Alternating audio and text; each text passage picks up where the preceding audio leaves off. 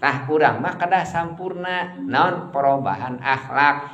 Da intina tadi sareng junjunan innama buistu li utammima makarimal akhlak, kami diutus teh pikeun nyampurnakeun akhlak.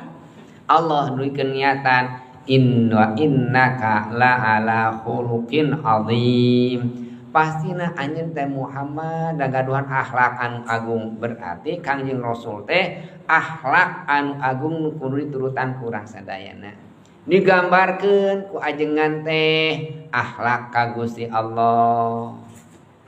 Akhlak teh aya akhlak kajungjunan, aya akhlak teh aya kan akhlak kana diri pribadi, aya akhlak teh papada manusia, aya akhlak teh ka alam. Rupi-rupi akhlak teh. Lamun ngalah akhlak ka Gusti Allah ngalahirkeun akhlak ka Gusti Allah mah takwa. Lamun akhlakna kajungjunan yang mengakibatkeun buahna teh mahabbah, rasa cinta. Lamun akhlakna kana diri pribadi ngabuahkeun rasa tawadu, rendah hati. Lamun akhlakna ka pada urang pada manusia ngabuahkeun rasa anfa, bermanfaat. Lamun urang akhlakna ka alam aslah ngamaslahatkeun. Janten akhlak